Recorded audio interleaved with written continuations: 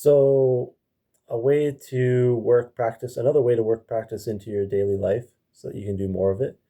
One of them is that, well, note recognition and interval recognition is really important. So you can do that while you're listening to music. You could probably do it while you're listening to a podcast as well. But yeah, and so yeah, if you just do that while you're listening to music, it just makes it more fun. Also, you can do the note recognition game and the interval recognition games while you're waiting for things, or like, if you're driving somewhere, you're in the passenger seat, you can kind of play it. Um, or, like if you're in a waiting room or something like that, at the doctor's or at your music class or music lesson. Because sometimes when people go to music lessons, they, have to wait in the waiting room, right? So you can just sit there playing your game. One time, a girlfriend at the time, she went to like this yoga, or I think it was like it's like yoga or some type of like spiritual thing.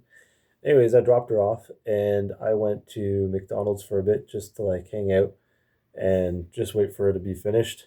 And I grabbed like a little bite to eat, and I used their Wi-Fi, and I just played the note recognition game a ton. But the funny thing is, I played the note recognition game so much that by the time I went to go pick her back up and we were like driving back home, she was like, "You know that's a red light, right?" I'm like, "What?" And it was because I didn't see the red light because in my mind, uh, all I could see was like F, G, C, B. So I've been playing it like a ton. I think I played it the whole time she was at her yoga thing or whatever. So it was like half an hour, maybe an hour or something of just playing this note recognition game. But yeah, so if you get some type of note recognition game, which you can get on your app, on your phone and stuff, really easily. I also have them on my website, and you just play the heck out of those games while you do other stuff like listening to a podcast, listening to YouTube, music, or just hanging out, waiting while you're driving or waiting for something to happen. Then you can get a lot of note recognition done. Actually, my treble clef used to be really well. My treble clef is really good because I do guitar and violin and piano, and all those things have treble clef. But my bass clef kind of sucked because piano is treble clef and bass clef. But the only thing I use my bass clef for is with piano. So my bass clef kind of sucked there.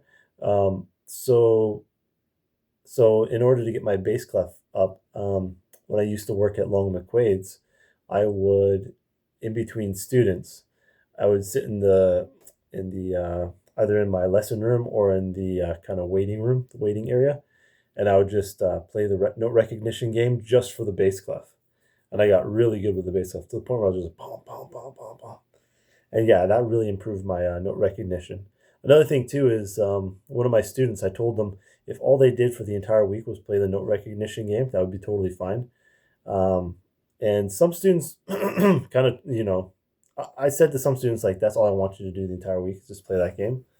And some of them, would still, they didn't take it entirely full on, like 100%.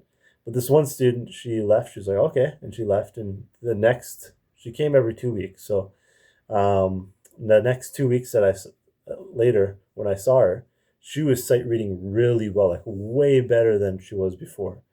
And I was like, "What the heck? What happened? How did you get so, amazing at sight reading so quickly?" And she was like, "Oh, I just took your advice about playing the note recognition game like crazy."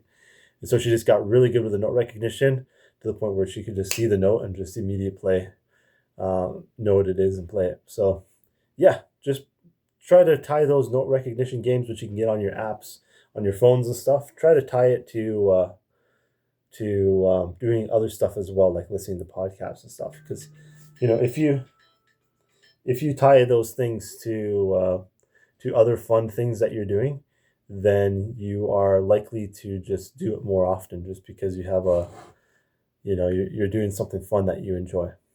But yeah, there you go.